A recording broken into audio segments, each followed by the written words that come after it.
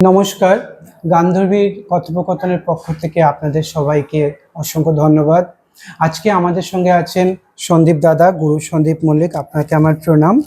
আপনারা সবাই জানেন যে বৃক্ষ তোমার নাম কি ফলে পরিচয়।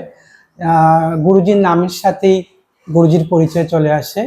এবং যেহেতু এটা আমাদের ইউটিউব এবং ফেসবুকে আমরা वीडियोটা पोस्ट করব, इस वीडियो जो हम फेसबुक और यूट्यूब में हम पोस्ट करेंगे तो ये वीडियो सिर्फ बंगाल का ऑडियंस देखेगा, ये नहीं पूरा ग्लोबल ऑल ओवर वर्ल्ड देखेगा। इसलिए हम बीच बीच में थोड़ा इंग्लिश में और थोड़ा इंग्लिश में भी बात करेंगे। इसलिए आप, क्योंकि हमको सबका जो ऑडियंस है सबका बारे में सोचना पड़ेगा, क्योंकि जो हम लोग कन्वर्सेशन हो रहा है ऐसा नहीं है कि कोई समझ नहीं पा रहा है कि दादा क्या बोल रहा है, क्योंकि हमारा इंडिया में बहुत सारा लैंग्वेज है, बहुत सारा क्या बोल, बंगाल में जैसे बंगाली है, उड़िया में जाऊँ तो उड़ीसा में उड़िया, ऐसा सब है। लेकिन कन्वर्सेशन ऐसा एक चीज़ है, लैंग्वेज ऐसा एक चीज़ है, आप जो भी भाषा में बोलिए आप ठीक से बोल पाएंगे तो लोग, मतलब जो अदर लैंग्वेज का वो सब समझ पाएगा। इसलिए मतलब इतना ज़रूरी नहीं है, फिर भी थोड़ा कोशिश करेंगे।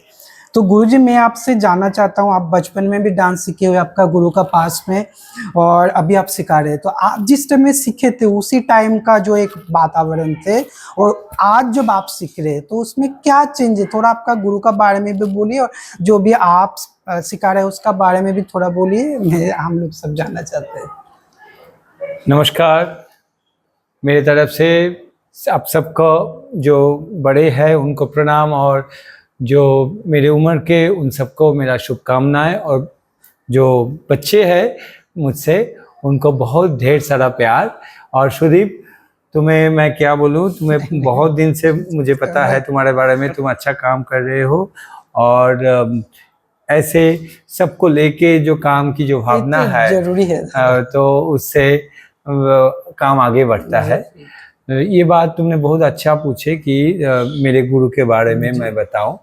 मैं सच में बहुत ही खुशनसीब हूँ, इसलिए क्योंकि मेरा बचपन से जिनके पास मेरा तालीम शुरू हुआ, कथक का गुरु श्रीमती श्रीलेखा मुखर्जी, आज तक मैं उनके पास जाता हूँ, सीखता हूँ।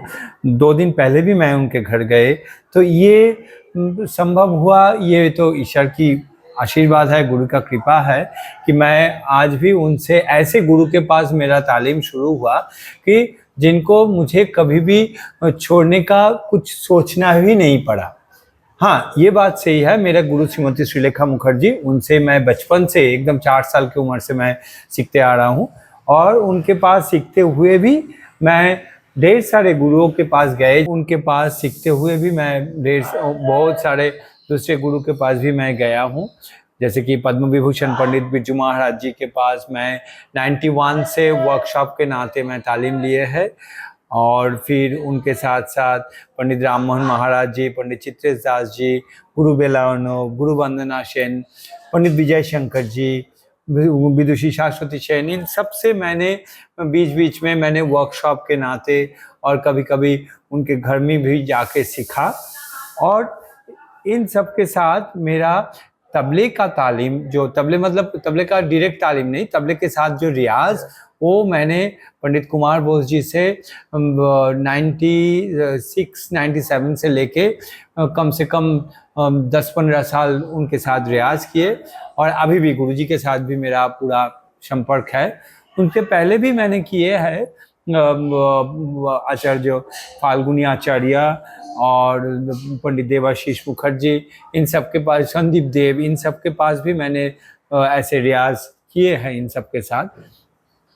तो जो सीखने का जो सिलसिला, ये तो मेरे लिए काफ़ी अच्छा रहा, क्योंकि बचपन से मैं, जैसे कि मेरे पिताजी पंडित विश्वनाथ बोस जी के पास, जो कुमार बोस जी के पिता है, उनके पास तबले सीखते थे, पर उन्होंने ऐसे प्रोफेशनली तबले को नहीं लिया। तो पर उनको पता था कि दीदी, मतलब श्रीलेखा मुखर्जी के साथ उनका, तब से उन्होंने देखा था, तो इसलिए उनके पास मुझे लेके गए और बस शुरू हो गया। और मैं जब से कथक शुरू किए थे, मतलब मैं तो उम्र तो सबको पता ही है, वही 47 ईयर्स बैक, तो तब कलकत्ता में डांस मतलब क्लासिकल डांस मतलब कथक का ही ज़्यादा ज़्यादा मतलब चलता था। तो इसीलिए दूसरा कुछ डांस फॉर्म के बारे में हम सोचे भी नहीं और ऑप्शन भी नहीं था। बाद में बड़ा होके जब देखा कि भरतनाट्यम या ओडिसी, तब कभी ऐसा नहीं लगा कि मैं दूसरा कुछ सीखे, क्योंकि आजकल लोग ये कहते हैं कि मुझे तो कथक मैंने सीख लिया, अभी मुझे दूसरा फॉर्म सीखना है। पर हमें ऐसा कभी नहीं मतलब हुआ, क्योंकि मैं बीच में मैंने भरतनाट्यम 1 साल सीखा था अनीता मलिक जी के पास, पर वो मैं अडाउज पूरा कंप्लीट किए थे।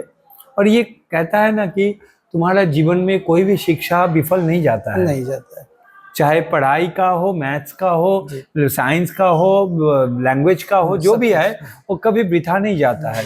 और इसीलिए मैं बाद में मैं अभी जब मैंने फेलोशिप किया जियोमेट्री एनालिसिस, तो मैंने कथक मूवमेंट्स का क्रोनोलॉजिकली अडाउ जैसा बनाया, वो भरतनाट्यम मैंने सीखा था, इसीलिए उसको फॉलो करते हुए कथक का मैंने ये इडियम्स बनाया।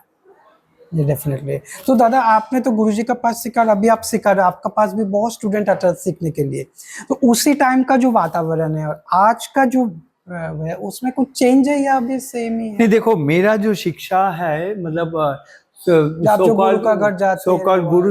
गुरु शिष्य परंपरा का नाते मेरा शिक्षा नहीं हुआ था।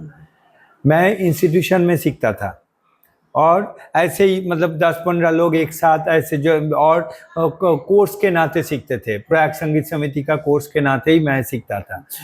ऐसा मेरा चला पूरा 8-10 साल। मतलब मैं क्लास 1 से मेरा फर्स्ट ईयर देना शुरू किए थे और फिर क्लास 11 में जाके मैंने उनके घर जाना शुरू किए और वहाँ भी ऐसे ही ग्रुप में ही क्लास होता था। ऐसा नहीं था कि जैसे कि अब बाद में मुझे पता चला कि लोग गुरु घर में रहते हुए सीखते हैं, ये सब मतलब ऐसा कुछ उस नाते से मैंने सीखा नहीं थे।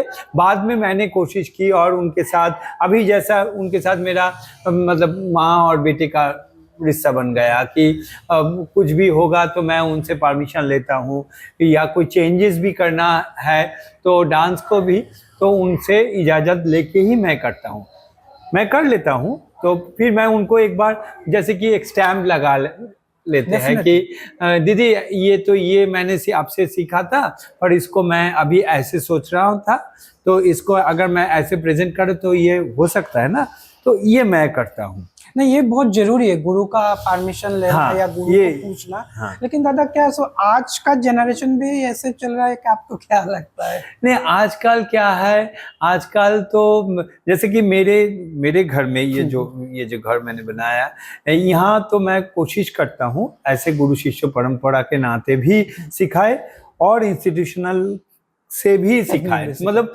दोनों को मैं अलग करना चाहते हैं, क्योंकि एक है जो डांस के प्रचार प्रसार के लिए इंस्टीट्यूशन बहुत जरूरी है। हाँ। क्योंकि गुरु घर में जैसे गुरु शिष्य परंपरा जो सिस्टम है उसमें गुरु घर में रहते हुए कोई सीखता था। मेरे घर में एक लड़का रहता है, हाँ, एक रहता है, तो और बाकी लोग भी मतलब यहाँ आके सीख रहे हैं, प्रैक्टिस कर रहे हैं, फिर खाना वाना भी यहाँ खा रहे हैं, फिर प्रैक्टिस हो रहा है। रात को भी मेरे 2 रूम हैं, एक में लड़का लोग, एक में लड़कियाँ, सब सो जाते हैं। मतलब ऐसे हमारा थोड़ा काम करने के नाते ये हुआ है। पर इंस्टीट्यूशन के हिसाब से जैसे कि क्लास होता है, लोग आते हैं, सीखते हैं, चले जाते हैं, तो क्या है उसमें बच्चे जो सीखना चाहते हैं वो आते हैं ना, पर उसमें आप उतना रेस्ट्रिक्शन नहीं कर पाते, क्योंकि वो आपको पूरा दिन नहीं देख रहे हैं। तो इसीलिए इसलिए मैं उसको रेस्ट्रिक्टेड भी नहीं करना चाहते हैं।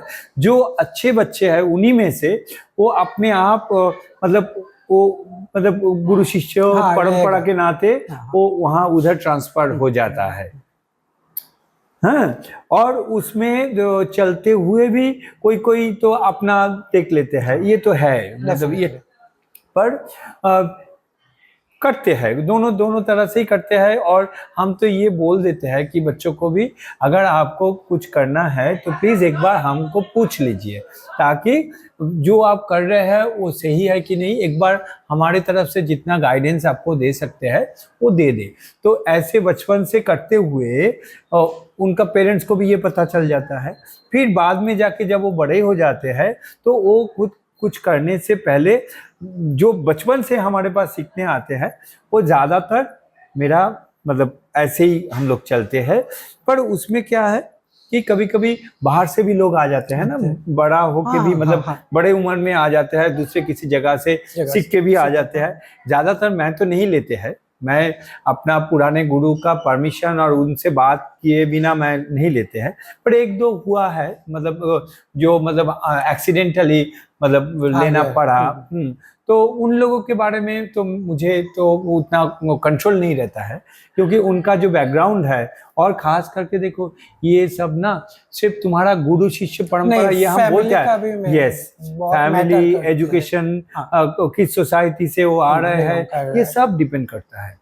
दादा देखो, जो डांस और म्यूजिक है ये भी एक शिक्षा है, लेकिन आज का जनरेशन बहुत अच्छे से सीखते हैं। आप एक बच्चे को बहुत अच्छे से तैयार किया, 6, 7, 8 का बाद पेरेंट्स आके बोल रहा है पढ़ाई में बहुत प्रॉब्लम हो रहा है, अभी हम डांस बंद कर दे या थोड़ा स्टॉप कर दो। तो आपको क्या लगता है कि डांस के लिए पढ़ाई का कोई प्रॉब्लम होता है या नहीं नहीं, ये तो होता नहीं है। मेरे पास ऐसे एग्जाम्पल भी है कि मेरे बहुत सारे स्टूडेंट्स जो कि एकदम एग्जाम से पहले भी, मतलब नेक्स्ट वीक एग्जाम है तब तक भी डांस किए हैं। और वो जो आप बोल रहे हैं वो तो बिल्कुल सही है, क्योंकि ज्यादातर लोग तो क्लास 8 में जाने से बस अभी खत्म। बस। लेकिन बहुत दुख लगता है ना कि बच्चों को आपने एकदम अच्छा से तैयार किया, अपना संतान जैसा किया, फिर वो मतलब एक दिन से अचानक ये तो देखो, ये तो भगवान ने सबका तो नसीब बना के भेजे है ना। तो जिनके पास ये जो कला है, इसका जो आनंद है, मैं तो ये बोलता हूँ कि ये जो आनंद है ये सिर्फ अपने के लिए नहीं है, ये सबको बांटने के लिए ये आनंद है। आप जब स्टेज में परफॉर्म कर रहे हैं तो आपको तो आनंद आ ही रहा है, उसके साथ साथ जो देख रहे हैं उनको भी आप आनंद दे रहे हैं। अभी कुछ दिन पहले मेरा एक प्रोग्राम हुआ था, तो उसके बाद किसी ने, कोई डांसर ही मुझे बोला कि क्योंकि मैं वो प्रोग्राम ज़्यादातर अपने से ही किए थे, अपने से, अपना खर्चे से ही मैंने किए थे। Definitely, we get grants from the Ministry of Culture, but at the same time, sometimes you can't get like the grant exactly for that particular performance. But as you are supported by the ministry, so you already have funding, so you can use that fund for any other like a promotion of the culture, no? So then she asked me like, okay, so you did it for your promotion and all. I said yes, definitely, because I love this. I love this. And people spend money for like touring, for ornaments, buying the property, buying car. So it's all for their own happiness. But here, when I am like spending money to promote Indian culture and to be happy myself as well as the audience, so it's a great pleasure. I think दादा और एक बात, जैसे पहले बहुत जो programme होते थे बहुत ऑडियंस जाते थे, टिकट सेल का एक बात होता था। Yes, I have a point. No, अभी जो मैंने प्रोग्राम किए जीडी बिरला सभागार में, तो उसमें पंडित कुमार बोस जी और तेजेंद्र नारायण मजूमदार जी का सरोद तबला था, और मेरा और दीपक भाई, मतलब दीपक महाराज जी का डुएट था। शुभ महाराज जो किशन महाराज जी का ग्रैंड सन, पंडित विजय शंकर जी का बेटा, ये प्रोग्राम था। और टिकटेड प्राइस था 200, 300, 500, 1000। You can't believe it was houseful. And the first the sold out was the ticket of 1000. बहुत ही अच्छे। Yes.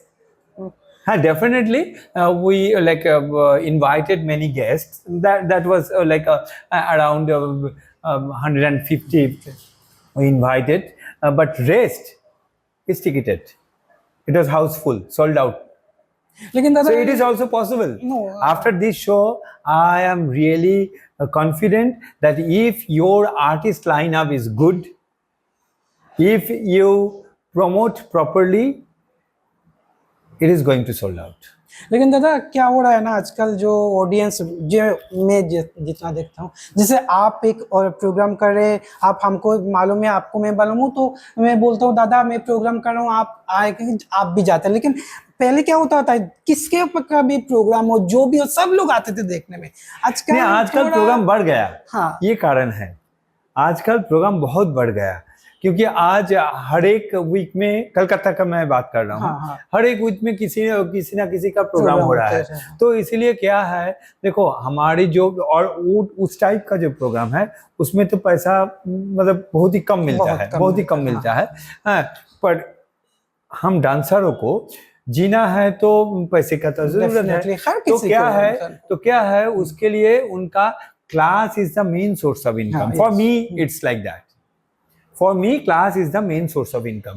So I can't skip the class every week. तो आप अगर मुझे बुला रहे हो किसी प्रोग्राम के कारण, मतलब दिखने जाने के लिए, तो मेरा क्लास का भी वो होता है, क्योंकि अपना जो प्रोग्राम जहां आप खुद परफॉर्म कर रहे हैं वो तो आप स्किप नहीं कर पाते, तो उसमें तो क्लास का इधर उधर होता है। पर अगर आप दिखने जाने के लिए मतलब वो भी क्लास मिस कर गए ना, तो ये मुश्किल हो जाता है। तो ये मैं समझता हूँ। तो खास करके जब प्रोग्राम सैटरडे संडे होता है उसमें और मुश्किल हो जाता है, क्योंकि हमारा डांस क्लास या वोकल क्लास सब, मतलब म्यूजिक क्लास, एक्टिविटी क्लास ज़्यादातर सैटरडे संडे ही होता है।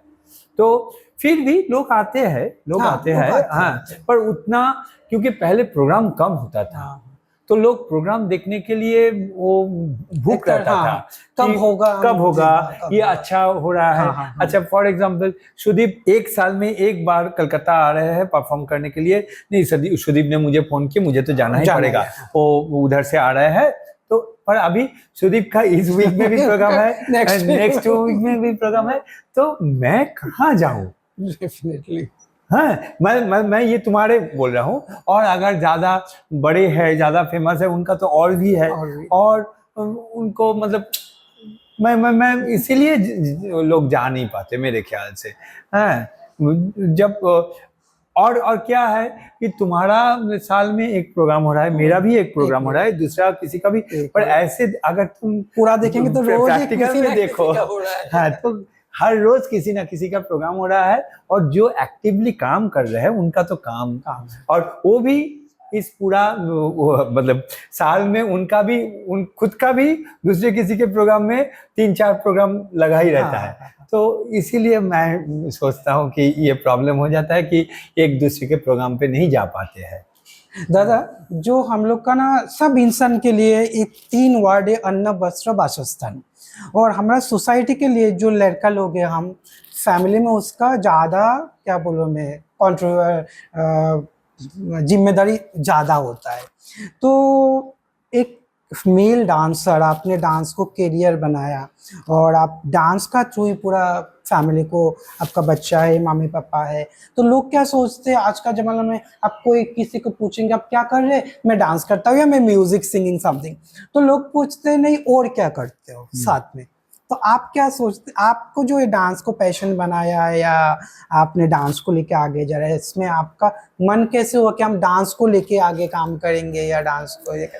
अच्छी बात है। देखो, यहाँ मैं एक बात क्लियरली बोलना चाहते हैं, क्योंकि इसके साथ तुम्हारा जो लास्ट प्रश्न किए थे कि क्लास 8 वाला जो प्रश्न था ना, तो उसका मैंने उत्तर नहीं दिया, तो इसी के साथ मैं वो भी प्रश्न का मैं उत्तर देना चाहेंगे कि देखो, जो अच्छा है, जो वो सब में अच्छा होता है। डेफिनेटली वो सब में अच्छा होता है। और मतलब अगर कोई पढ़ाई कर रहे हैं, पढ़ाई के लिए डांस का कुछ प्रॉब्लम नहीं होगा, नहीं होता है। डांस के लिए पढ़ाई का कुछ प्रॉब्लम नहीं होगा, क्योंकि सब एक से एक के साथ एक इंटर रिलेटेड है। और जो अच्छे होते हैं ना, सीरियस होते हैं, डेडिकेटेड होते हैं, हार्डवर्किंग होते हैं, उनका सक्सेस किसी भी फॉर्म में 100% है।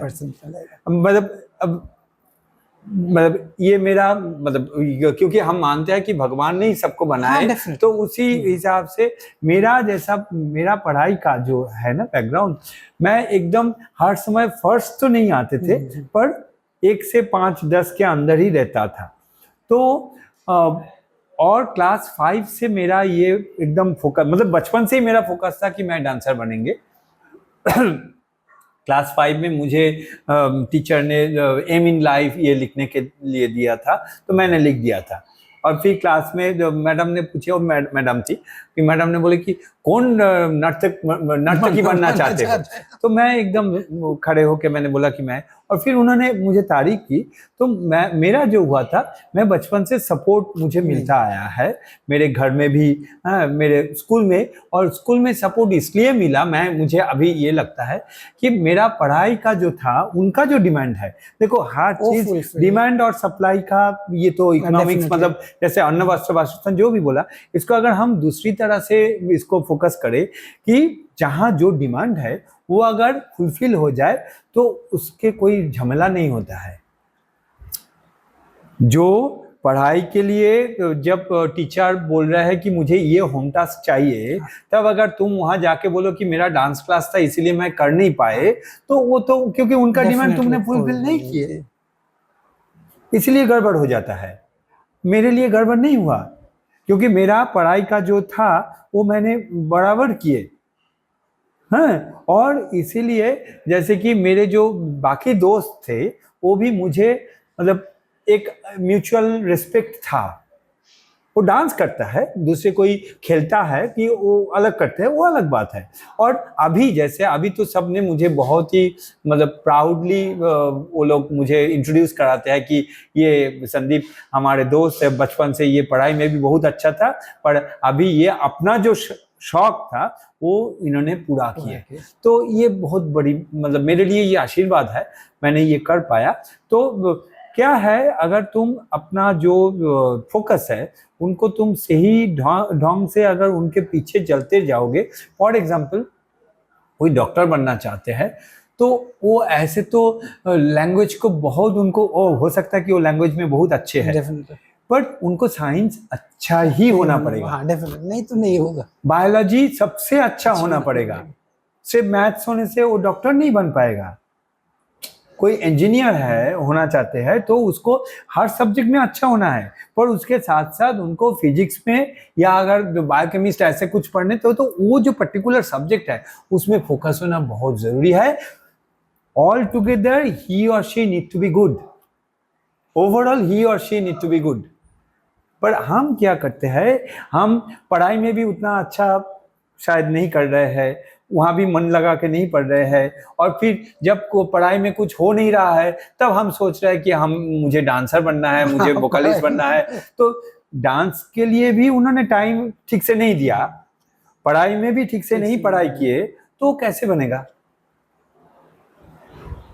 अगर कोई अच्छे से, मतलब जैसे कि कोई भी, मैं किसी यूनिवर्सिटी का नाम नहीं ले रहा है, ज्यादातर मैंने देखा है कि किसी जगह में उनको एडमिशन नहीं मिला है, इसीलिए वो आ गए डांस म्यूजिक में। ये क्या है भाई, ये इतना आसान नहीं है ये। और ये करते हुए तुम जब इसको लिया, फिर तुमने 3-4 साल बाद तुमने बोला मुझे कुछ नहीं हो रहा है, और फिर तुमने वो रील बनाना शुरू कर दिया, ये करना वो करना, ये सब, ये ठीक है। लेकिन दादा, यूनिवर्सिटी की बात आप बोला तो मैं एक बात बोलना चाहता हूँ, अभी का जो नया जो सिलेबस है ना, मैंने देखा जैसे 4 साल का ग्रेजुएशन हो गया, उसमें 2 साल आपका कुछ जो आप कथक, भरतनाट्यम या जो भी क्लासिकल फॉर्म ले रहे हो उसमें कोई प्रैक्टिकल नहीं है। फिर आगे का 4th-5th सेमेस्टर से आपको प्रैक्टिकल शुरू हो रहा है।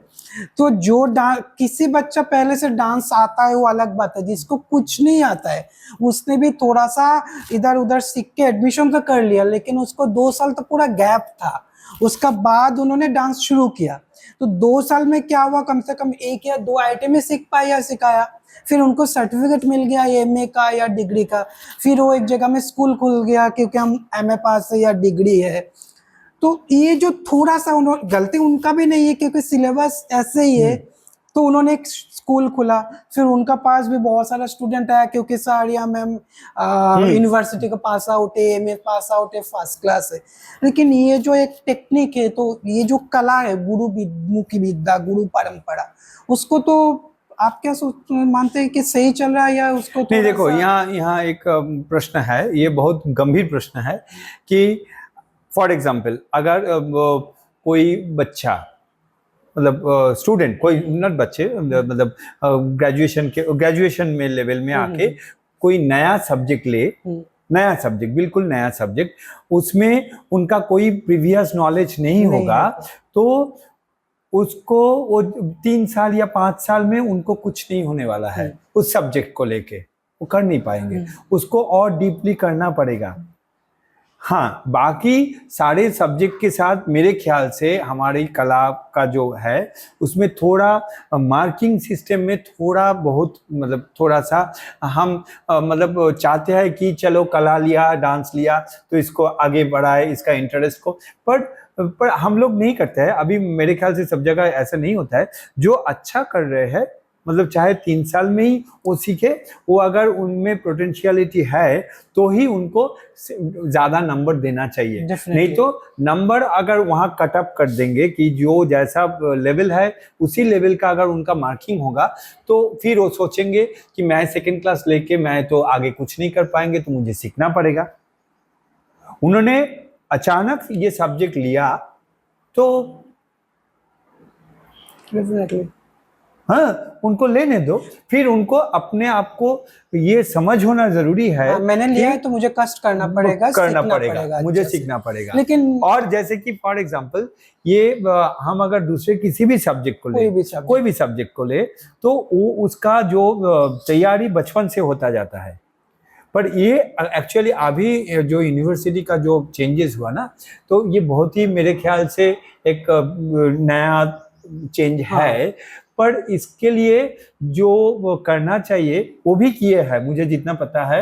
एकदम बचपन से ही कला को आपने इंट्रोड्यूस कर दिया। अभी नया जो एजुकेशन पॉलिसी आया तो यहाँ मेरे एक मुझे पता नहीं, क्योंकि शायद पहले बचपन से करने के बाद 8-10 साल बाद अगर यूनिवर्सिटी में ये चेंजेस आता, हाँ, तो अच्छा होता, शायद अच्छा होता, क्योंकि उनको बचपन से इंट्रोड्यूस हो गया। कथक बोलो, भरतनाट्यम बोलो, कोई भी म्यूजिक सिस्टम। पर ये भी मैं बहुत पॉजिटिवली सबको देखना चाहते हैं। तो इसलिए जैसे कि इधर हुआ तो अभी बचपन से भी अगर उसको इंट्रोड्यूस हो गया तो वो हो सकता है कि ये 10-12 साल बाद ये लोग जब कॉलेज में आएंगे तब इनको डांस का एक आइडिया आ जाएगा। और बाकी सब्जेक्ट के नाते, जैसे कि कोई मैथ्स में अच्छा करते हैं, कोई बायोलॉजी में, कोई जियोग्राफी में, तो उनको एकदम क्लास 1 से उसका थोड़ा थोड़ा अंदाजा होना शुरू कर दिया।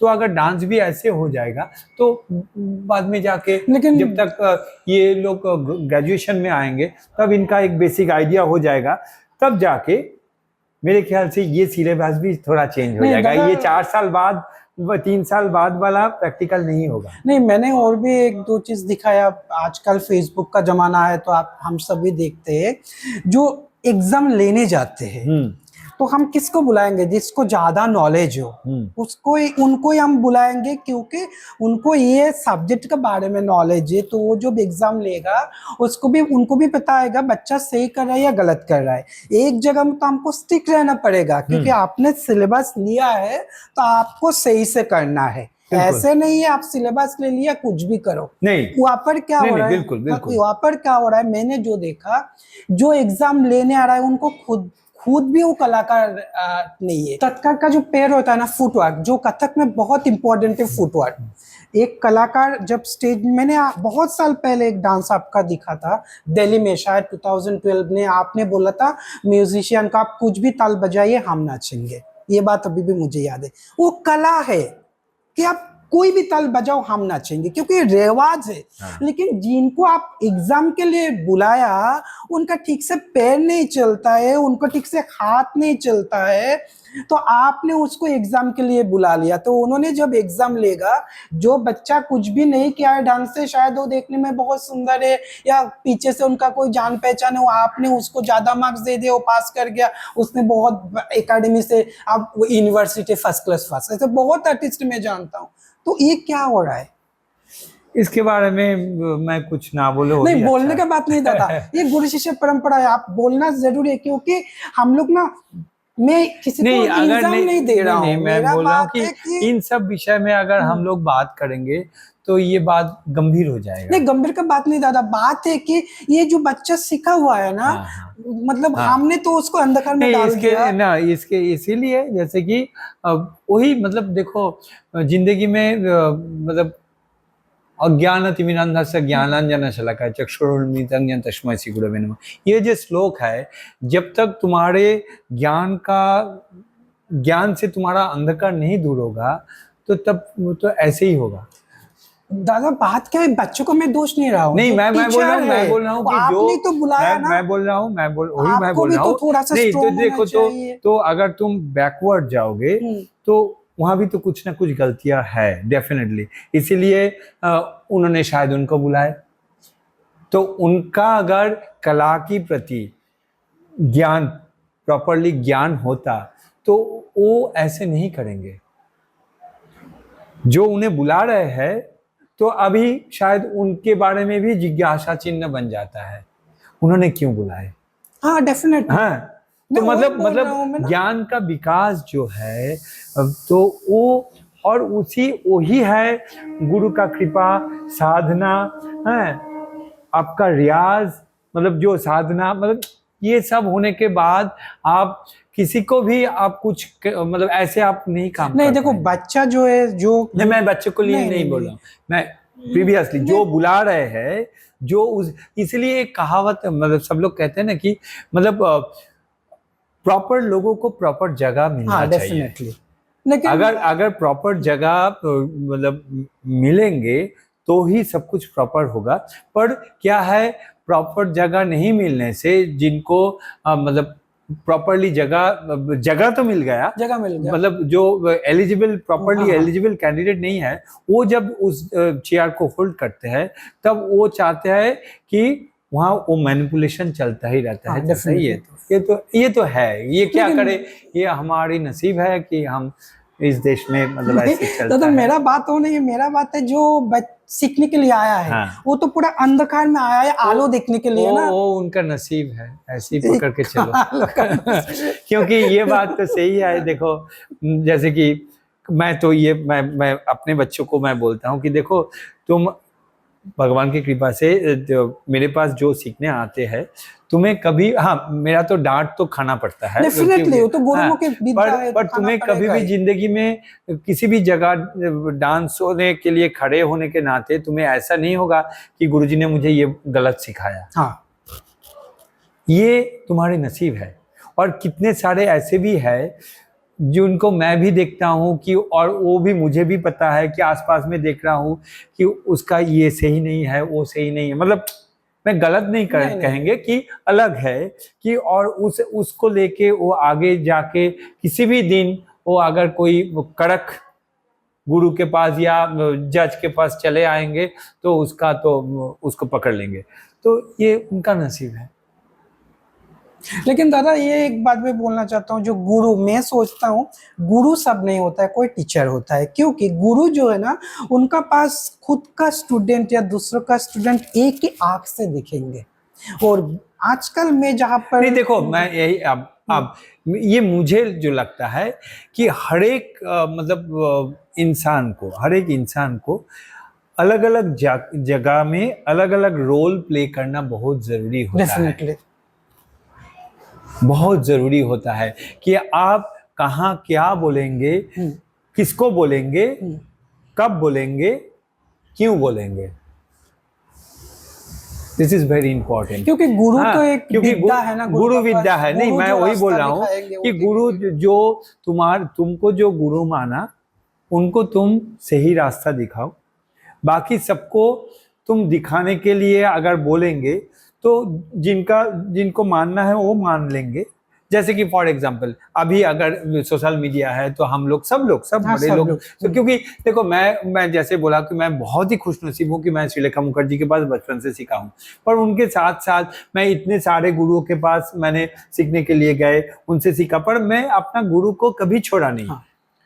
वो भी तो वही सब शिक्षा है, वही तो वही मेरा गुरु परंपरा है। मतलब पारिवारिक शिक्षा है। हाँ, मेरा पिता माता का आशीर्वाद है कि हमारा ऐसा शिक्षा रहा कि उसी को लेके चलो। तो मैं अगर बाकी किसी और अभी तो ऑनलाइन के होने के नाते बाकी गुरुओं से जो बातें, चाहे वो मुझसे बड़े हैं या छोटे हैं, उन सब से भी मैं अभी भी सीखता हूँ, अभी भी सीखता हूँ। महाराज जी भी कितने बार कहा कि मैं तो सिखाने के टाइम भी मैं मतलब सीख बच्चे लेते हैं, से- प्रकृति से सीखते हैं। तो मतलब आपका अगर सीखने का मन है, आपका अगर स्विच ऑन है, तो वो आता जाता है, आएगा आएगा। तो इसीलिए और गुरु बनना सच में मैं ये मुझे लगता है कि गुरु बनना, कुछ थोड़ा भी मुश्किल बनना, है। कुछ भी बनना भगवान की कृपा होता है। नहीं तो और तुम जो बनना चाहते हो, उससे पहले उस रोल को तुम्हें खुद को निभाना हाँ, पड़ता है। Definite. If you want to be a guru, if you want to call yourself as a guru, so guru किस लिए, किसके किसके गुरु हो? स्टूडेंट के, डिसाइपल के? So first you need to become a good disciple of your guru. Then you may become a guru. और मैं ये गुरु का जो श्लोक है, ये मैंने अभी मतलब ये जो जर्नी है इसका एनालिसिस मैंने किए है कि देखो, गुरु ब्रह्म जो श्लोक सबसे जो कॉमन है, गुरु ब्रह्मा गुरु विष्णु गुरुदेव महेश्वर गुरु साक्षात परम ब्रह्म तस्मै श्री गुरवे नमः। From the very basic sloka, it is defined like guru can be in different shape.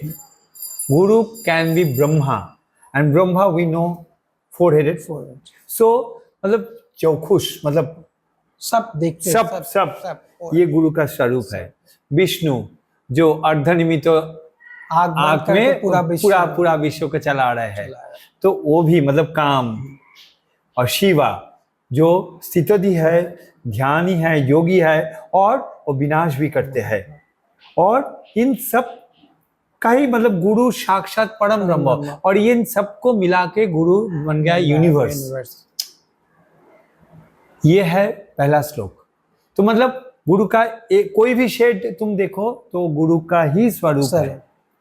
Second आए अखंड मंडलाकारम व्याप्तं येन चराचरम तत्पदं दर्शितं येन तस्मै श्री गुरवे नमः। तो इस मीन्स देखो, उस यूनिवर्स का जो मैं बात पहला श्लोक में मैंने बताया, उसका रेफरेंस में ये श्लोक है कि पूरा ब्रह्मांड में हर तरह गुरु, अखंड मंडलाकारम, जहां भी तुम देखो, तुम अगर चक्षुर उन्मीलितं येन तस्मै श्री गुरवे नमः, तो पूरा सब पूरा चारों तरफ तुम देख रहे हो। तीसरा आया अज्ञान तिमिरांधस्य ज्ञानांजन शलाकाय चक्षुरुन्मीलितं येन तस्मै श्री गुरवे नमः। मतलब ये सारे जो ज्ञान की जो दिया है, उससे तुम्हारा जो अंधकार है वो जब चला जाता है तो ही ज्ञान मिलता है। ये सब गुरु क्या है, गुरु क्या है, इसके बारे में। अब आया नेक्स्ट, ध्यान मूलम गुरु मुक्तिम, पूजा मूलम गुरु पदम, मंत्र मूलम गुरु वाक्यम, मोक्ष मूलम गुरु कृपम। तो मुझे जो लगता है, पहले हमें as a disciple, this will be our shloka as a disciple, like ध्यान मूलम गुरु मुक्तिम, पूजा मूलम गुरु पदम, मंत्र मूलम गुरु वाक्यम, मोक्ष मूलम गुरु कृपम।